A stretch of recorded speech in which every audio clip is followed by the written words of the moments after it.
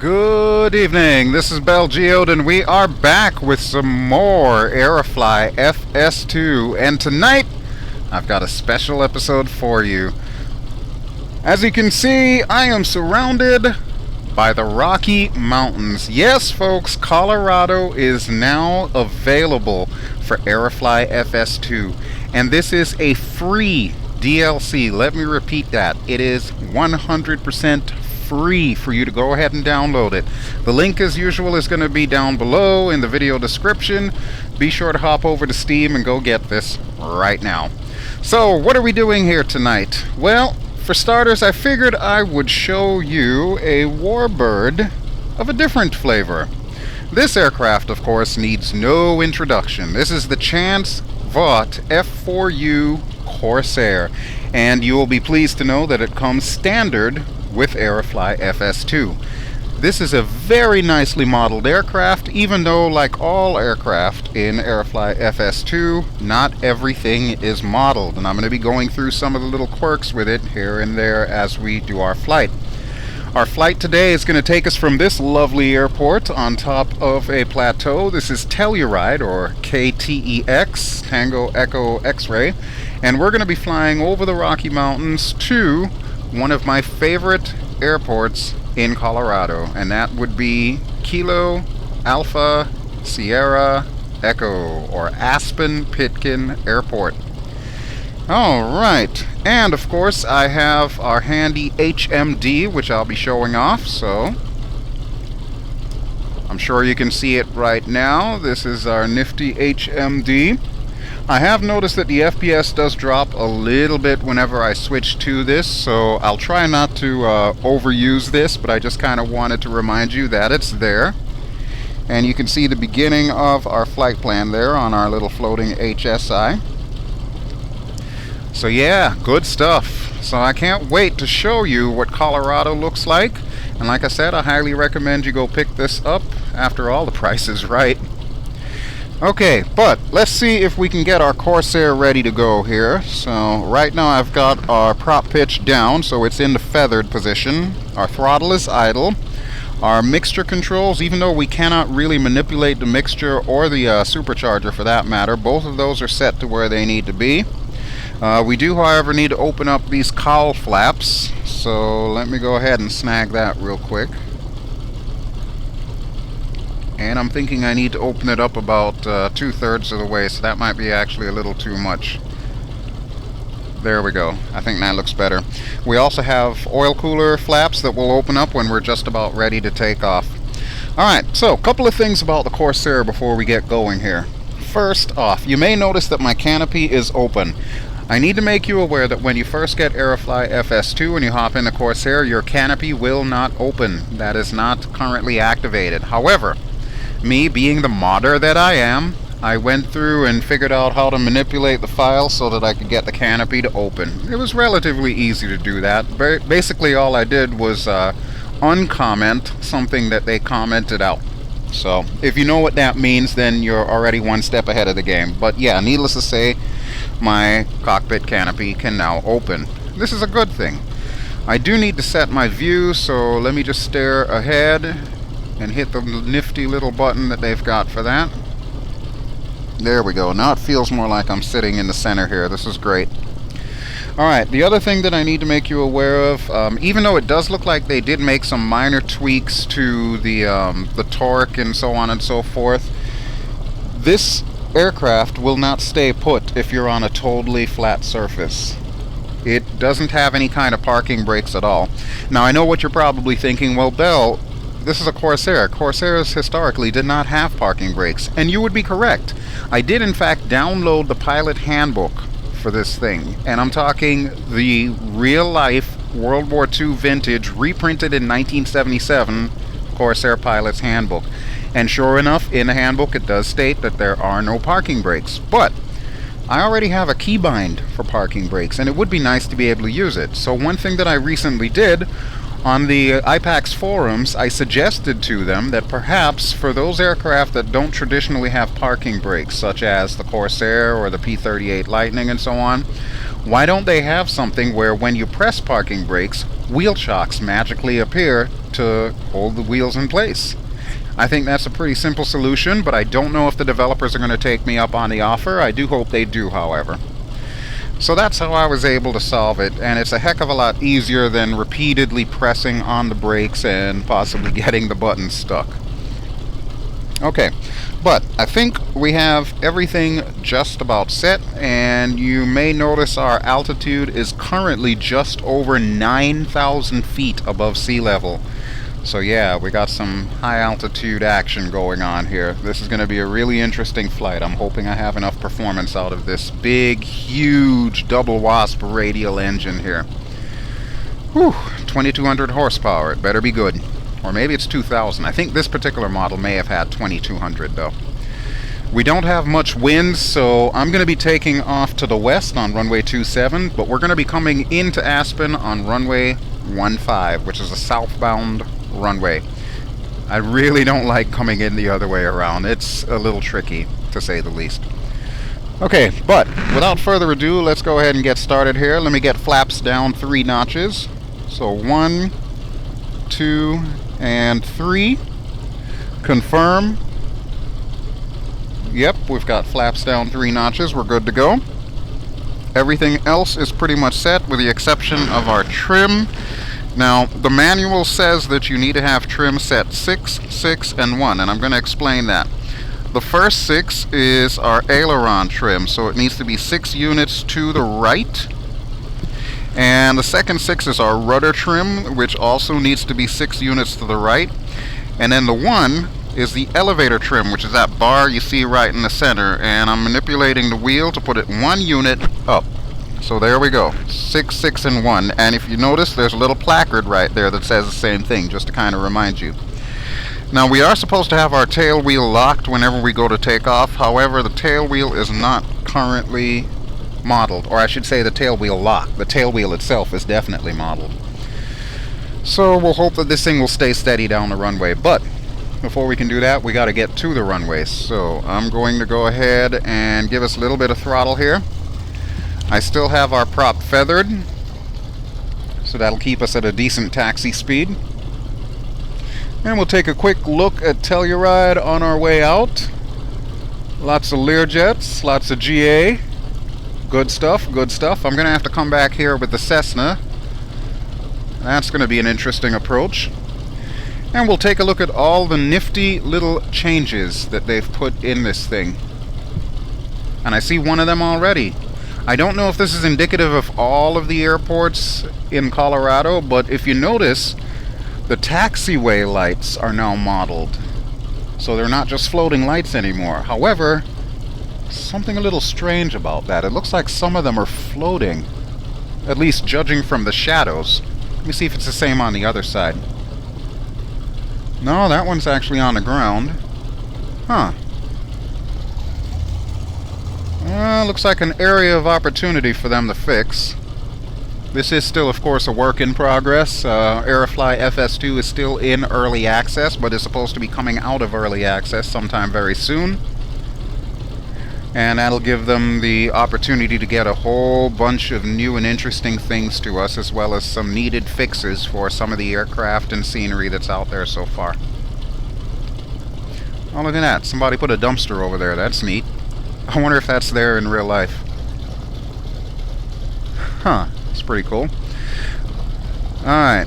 This is the major reason why I have my canopy opening up, so that I can do this. I love hanging my head out the window here.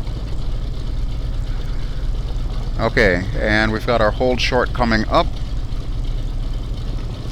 Everything else should be set to go, so we probably don't even need to hold short. We should put our landing lights on, however, so let me go ahead and give us some brakes. You'll notice that the aircraft kind of bumps around there because the brakes are still not perfect. But let's go ahead and get our landing lights on. We'll go outside and confirm.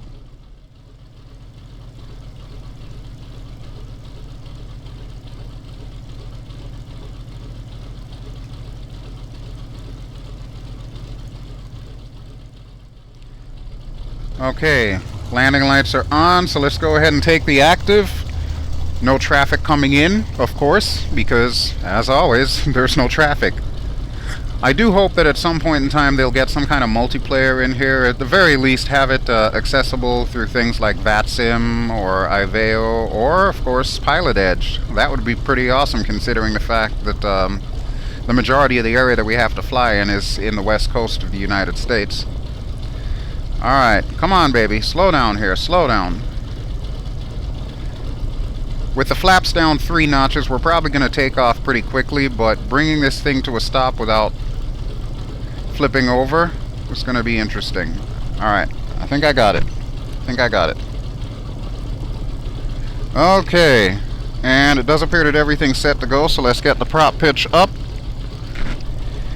And let's get the brakes down, and throttles up. 50% throttle, brakes off. We'll bring the throttle up to about 85%. And this is why we need a tail wheel lock. Okay, but we'll gently pull up. And there we go. Just like that. We are airborne. As soon as we get over 100 knots, I'll bring the gear up. You can see the 3 little white sliders going up there. I did say I was going to get the oil cooler flaps open, so we'll slide that down. And let's get our flaps up. Alright, flaps are now up. And now we get to do what I call the trim tango.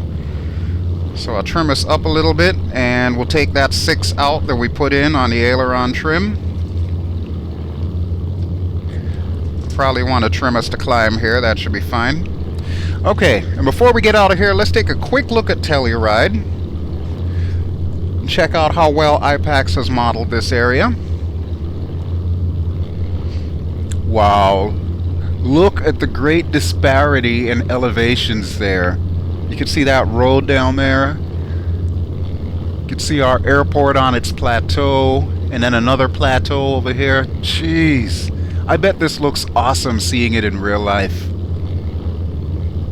That is great. And since we're just over 10,000 feet, I think what I'll do right now is close our canopy. And folks, I really appreciate the fact that the sound changes when you close the canopy. That is too cool. Alright, so the town of Telluride should be directly ahead on the plateau just opposite where the airport is.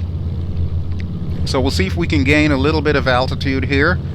We'll take a quick look at what they have placed before we turn around and head back towards our destination. Now I'm thinking that goes up to where all the ski slopes and everything are. I really don't know much about this area in real life. I just know that I would love to visit it if I ever get the opportunity. It's definitely some beautiful country though, that is for sure. Okay, so below and to the left should be the town of Telluride.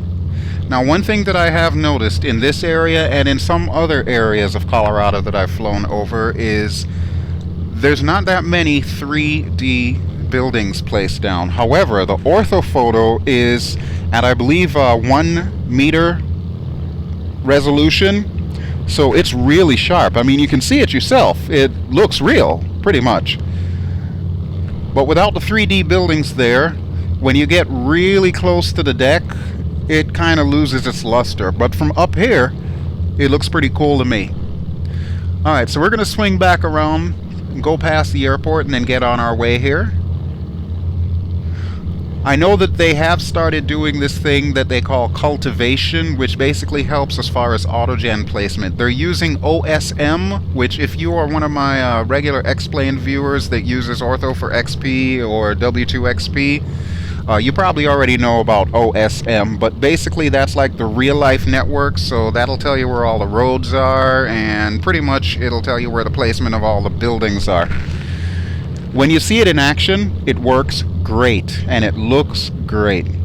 However, it's not fully implemented in all areas, and I don't think it affects trees, because if you look closely, you'll see some of those trees are bleeding over the roadways there, which obviously we know in real life that would not be the case. Okay, let's see if we are on course. I am going to put it over to our HMD view, and you can see the nifty little HSI that I'm looking at there. And yes, we are on course. Now, we really don't need to take it all the way out. We can probably just swing right here. And I know for a fact that we're going to be passing an airport by the name of Montrose. So it is in that direction somewhere. And I think now's a good time to swing out to the right. We'll bring our altitude to about 15,000 feet, or Angels 15. And I'm also going to give us full throttle here. Okay, let's go ahead and put it back to AeroFly mode. Actually, before I do that, that's the airport we're going to be flying over. Kilo Mike Tango Juliet, or Montrose Airport. Alright, now back to AeroFly mode. Okay, there we go. And I'm just going to head straight towards Montrose. When we get there, we'll head down to the deck and see how they were able to model that airport. We're not going to land there, mind you. We're just going straight to Aspen, but we'll at least do a flyby for posterity. But folks, I gotta tell you, this is amazing looking. And actually, I got a small confession to make. Originally, this week's episode was going to take us in the Corsair to Utah, of all places, and I was going to show you some stuff there. However, I really didn't expect for them to come out with Colorado so soon, but I figured, hey, it's here, might as well show it to you. So we both get the benefit from seeing this for pretty much the first time. In my case, technically the third time, because I had to do a couple of test flights, you know, just to make sure it worked. Alright, how's about we go outside and do a few cinematic shots here as we make our way past Montrose.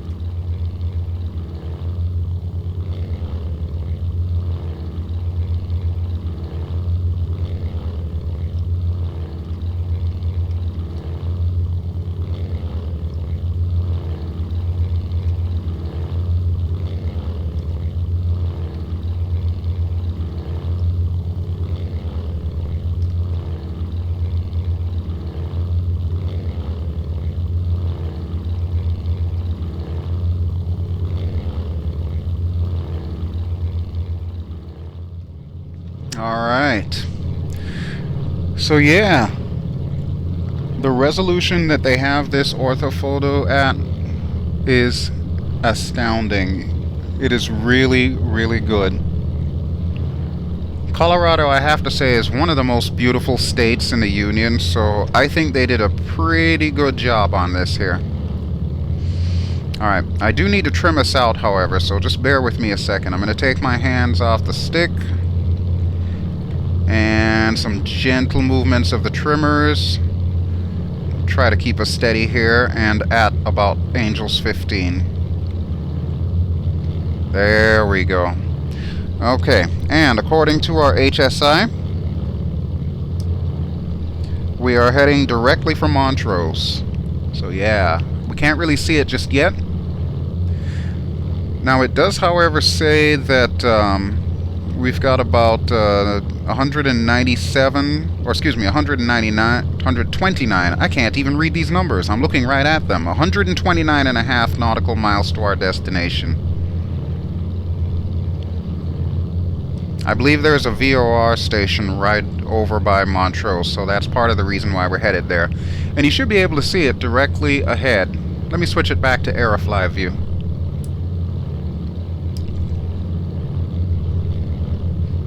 Yeah, it is definitely directly ahead.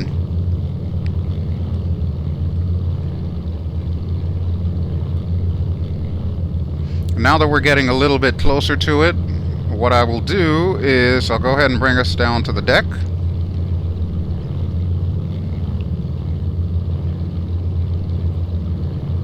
And we'll overfly the airport and take a quick look at everything here. We still got a lot of Rocky Mountains to go before we get to our destination. It shouldn't take us any more than about 20-25 minutes, but naturally we're going to eat up a little bit of that time just kind of lollygagging around here. So I hope you don't mind. After all, it's all about the sightseeing, right? That's why you come along on these trips. Alright, let's head to the outside view as we come in over by the airport.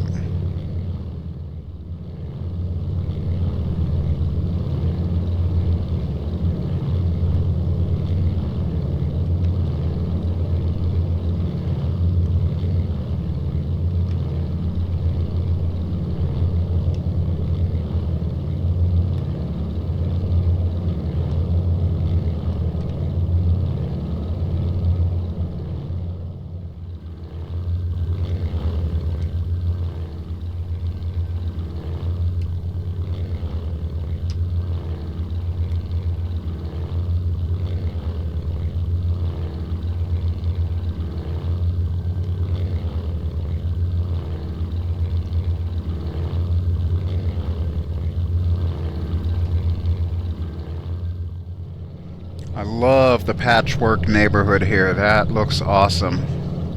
But you can see what I was mentioning before. When you start getting a little bit closer to the actual ground elevation, it becomes very apparent that there's no 3D modeling here, and all it is just orthophoto. Which, don't get me wrong, as far as performance of the simulator goes, that's perfect, really. However, it does also make everything look a little bit flat, so it's my hope that they're going to be adding more 3D models. You can see that around the airport, all the buildings are in the right spot, and again, that's part of that cultivation that I was telling you about.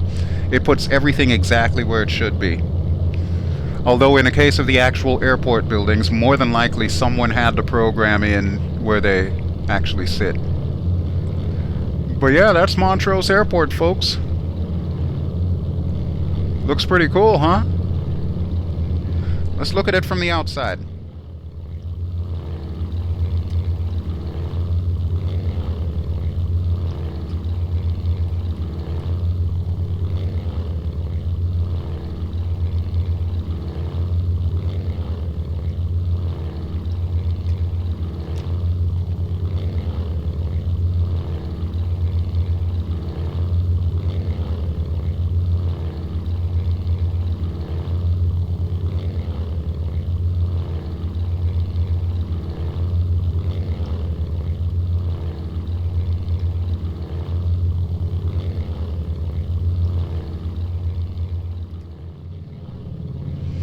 Alright, so now that we've taken a look at Montrose, let's go ahead and get back on course. I believe our heading should be about 025. Let me just verify by turning on the HMD for you. Okay. Yep, right about there. We're going to bring it a little bit more to the right, however, so that way we can get back on course directly. But yeah, I might have to take the Dash 8 out and see if I can land there. I kind of like that runway layout too. That's pretty cool. Alright, so Rockies dead ahead, and as you can see, we are just over 9,500, or Angels 9. So we're really going to want to pull the power back up and see if we can gain some more altitude, because most of these mountains around here are between 12 and 15,000 feet. So, yeah. I'm sure I don't need to tell you that we're going to need to be above those in order to get to Aspen. So we're at Angels 10 right now, and I'm just going to keep her climbing like this. We'll trim her back out. There we go. Alright, that works. And looks like we're pretty much back on course. We can afford to go a little bit to the right, though. Alright, and we'll switch it back to AeroFly view.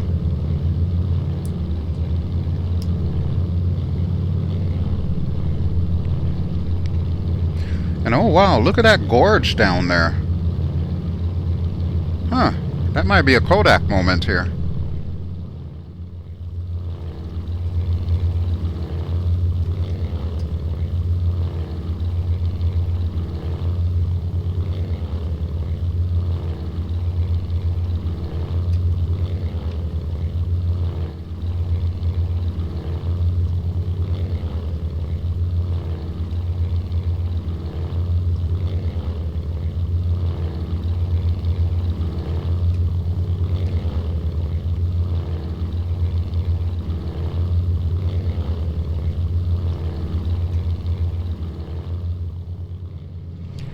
Now that is definitely one thing that I've got to give IPACS props for. Even though I just gave them a little bit of crap for the lack of 3D buildings, this appears to be their forte. If you take a look at that gorge and just how closely the mesh is modeled. I know I've mentioned that mesh before.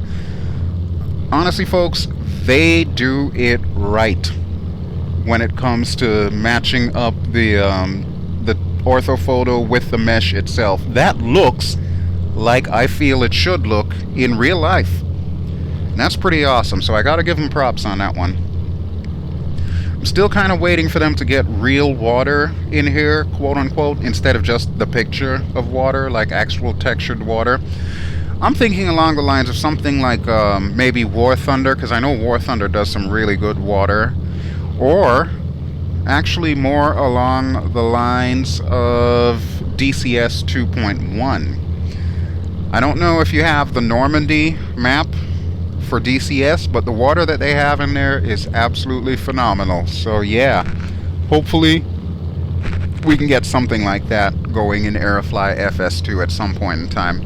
I don't even know if they have someone on staff that deals with water.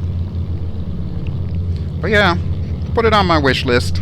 It's one of the things that I'd love to see in this simulator. Overall though, as far as terrain goes, yeah, this is on point. This is exactly how I expected Colorado to look, and I'm really glad to see this. I am not disappointed in the least. Okay, according to my HMD, it says we've got about 63 nautical miles to go until we reach to the next turn point before heading to Aspen. That turn point is going to be the VOR known as Red Table, which is often used to help flights coming in southbound into Aspen. It's actually on top of a mountain, if I remember correctly. And we're a little off course, but that's okay.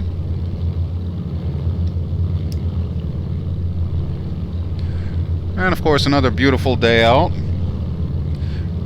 Another thing I should mention, I did notice with this set of orthophotos that Colorado comes with, it looks like the photos themselves were taken in the early afternoon, just based on like the shadows of the mountains and so on. So as it so happens, I have our sun somewhere up there. Yep, there it is. It's about 1 o'clock right now, or a little bit after 1 o'clock. So yes, definitely matches. I did mention before that we were going to be flying around Utah. I still plan on doing that, so maybe we'll do that for next week's episode.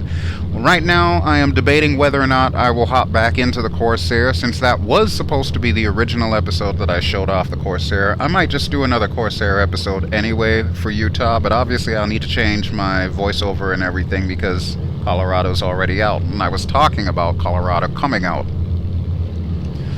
But I'm sure whatever I come up with should be pretty good. I'm hoping you all don't mind.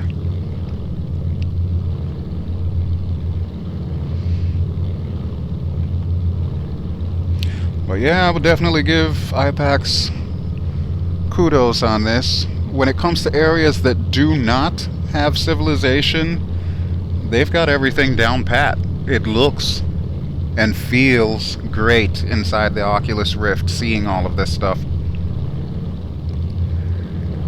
And I'm sure that their cultivation thing will work. Just needs a little bit more tweaking, I imagine, before it's actually ready for prime time. We might actually check out the Aspen area on our way in before landing, and we'll see if their cultivation efforts there are a little bit better. And perhaps a little later on, I may show off Denver, because that, of course, will be the supreme test, as sprawling as that city is and its many suburbs. So we'll see how well they pulled that off on another episode.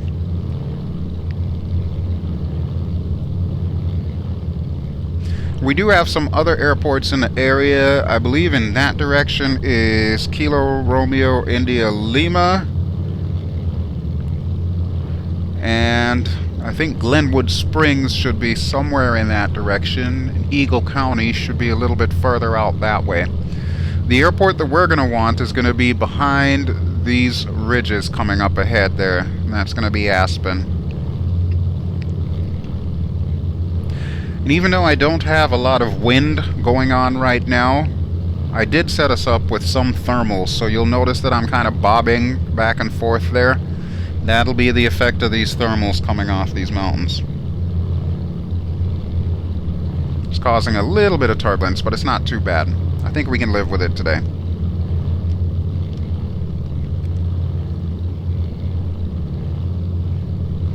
So yeah, KRIL, you probably can't see it from here. I believe that's Garfield County, if I'm not too mistaken. And honestly, the only reason why I know the names of any of these places is because for my day job, I have to call a lot of physicians, providers, and so on around the country.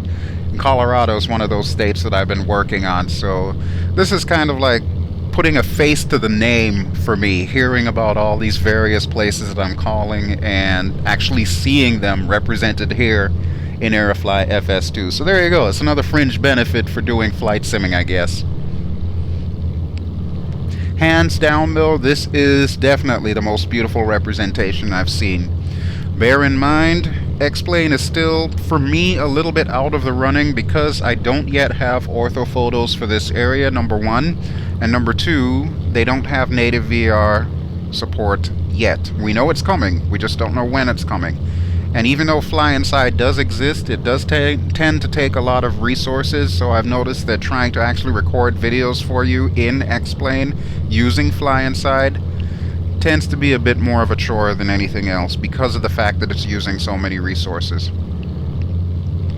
I really don't want to give you a situation where I'm down to like 15 frames per second. It's just not pretty. Not for you, and not for me trying to record it.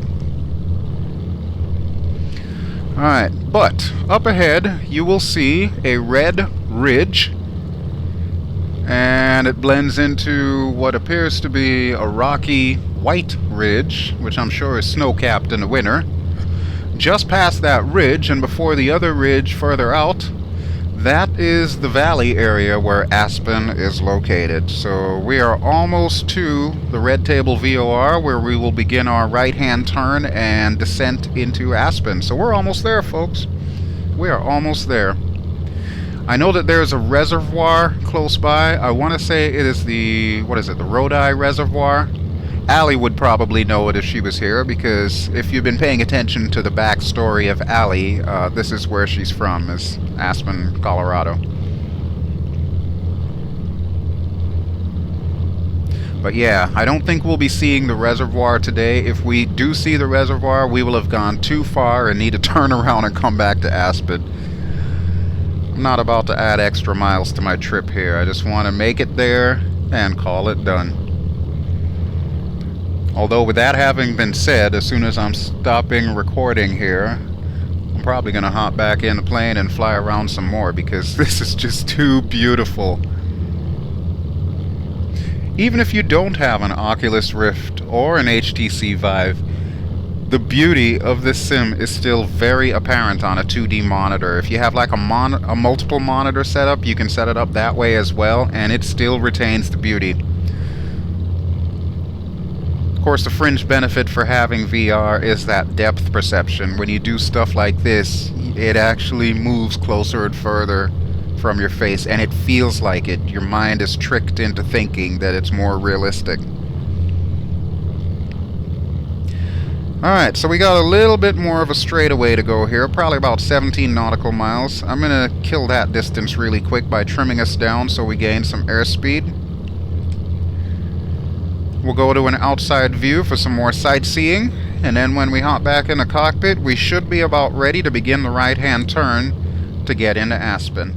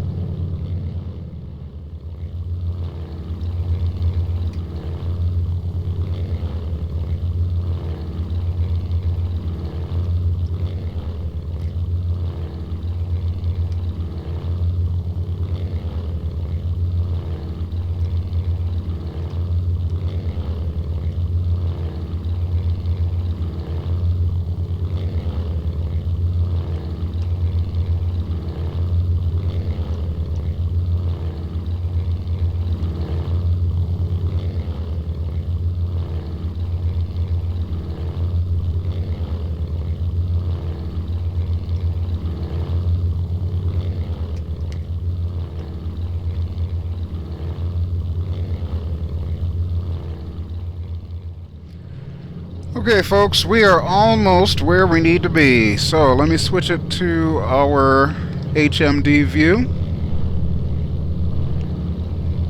And you can see on my handy HSI here, we've got a number of airports around. So Kilo Romeo India Lima on the far left, that's Garfield County. And then Kilo Golf Whiskey Sierra, about pretty much our 9 or 10 o'clock, that's Glenwood Springs. Kilo Echo Golf Echo, that would be Eagle County in that direction. And finally Kilo Alpha Sierra Echo, which is Aspen, which is right off in that direction. You can see it nestled in between those mountains there. And you can also see why I was saying I did not want to come in the other way around, because that means we've got to navigate those mountains, come over those mountains, and then dive to the deck. Yeah, I'm not about that life today. Not about that life. Alright, I think right here should be good. So the red table VOR is on top of that mountain in front of us. But I'm going to swing out to the right here. Just past the airport should be the town of Aspen. So we're going to take a quick look at that on our way in.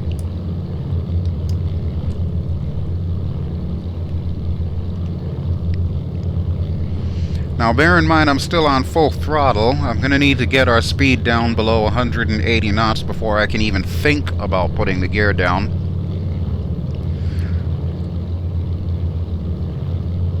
I could, in theory, put them down at faster speeds. However, it's not really recommended to do that. But historically, they have done stuff like that in order to use the gear as dive brakes, if you will. Kind of like speed brakes, since this aircraft really never came equipped with speed brakes. Alright, let's keep bringing her down, though. Incidentally, that reservoir that I was telling you about should be off in that direction. We won't see it because we're a little too low down, but it's over there somewhere. You know what's funny though, folks? Even though I've never been here in real life, this all feels so familiar to me. I guess it's the many times that I've done this approach, you know, in flight sims over the years. But this is just so cool to me, and this feels so familiar. But honestly, I think this representation that I'm flying in right now in AeroFly FS2 is quite possibly the most realistic representation that I've ever flown in. And that's actually saying a lot, because prior to this, I thought X-Plane was the most realistic representation. And remember, I said I do not have ortho photos for this area in X-Plane just yet. Probably get those done soon. Okay, I'm going to bring our throttle down close to idle. That should help us lose some speed there. You can see Aspen-Pitkin Airport directly ahead. This is actually our approach that we're going to be doing. However, since I'm a little high up, obviously we're not going to be able to land just yet. But part of the reason why I'm doing this is I want to show off the airport. And of course, I'm going to do it the best way that we know how. Inverted.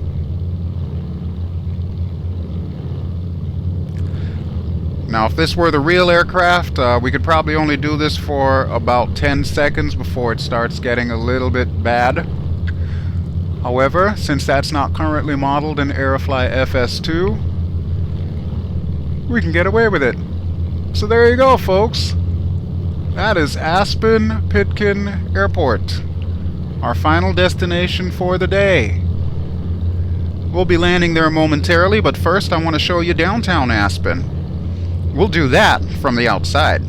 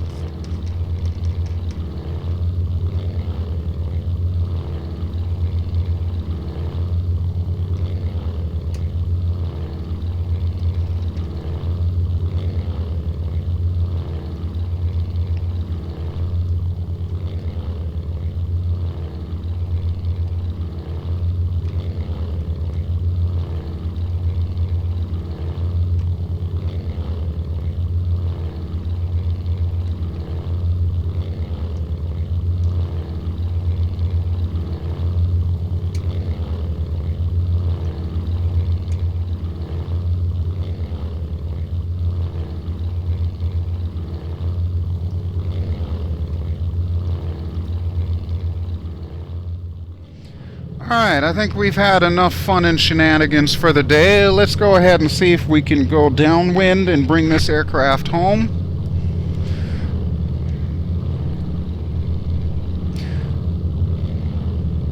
Now, I'm not sure if the prop pitch is properly modeled in this aircraft. It's probably one of the few complaints that I have. I think the engine sound should change a little bit if the throttle is down, but it sounds like the engine sound is exactly the same as it would until I bring our prop pitch down. You notice the difference. So I'm actually going to manipulate both my throttle and my prop pitch to keep our speed down low here. And we're just at the right speed, so let's go ahead and get the gear down. We'll watch the little white sliders as they go down. When all three are down, our gear should be 3 down and locked. There we go. And we're also going to want to get our flaps down, so let's go 3 notches of flaps. There's 1, there's 2, and there's 3.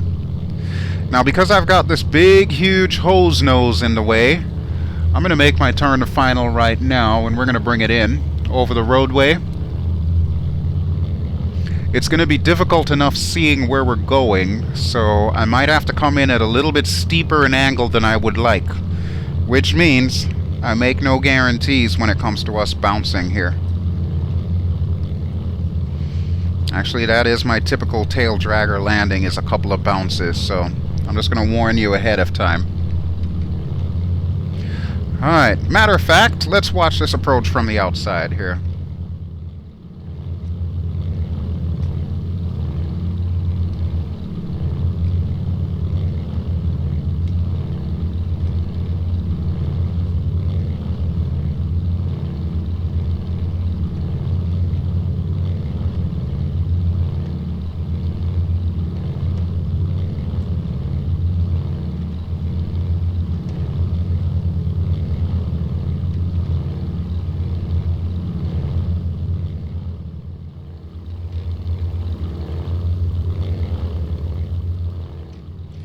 Okay, speed is about 95 knots, which should be around what we need it to be. I'm going to dip the nose a little bit here. Drop some power. And we'll bring her in.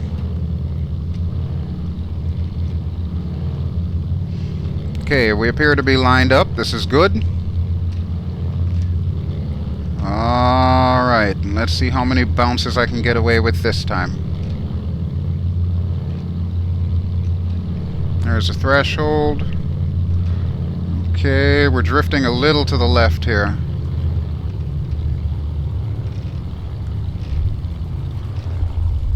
Oh, not too shabby. Not too shabby at all. I'll keep the back pressure on the stick going as we start to waggle our way down. And we'll give it some gentle love taps on the brakes. And I think that's our turnoff.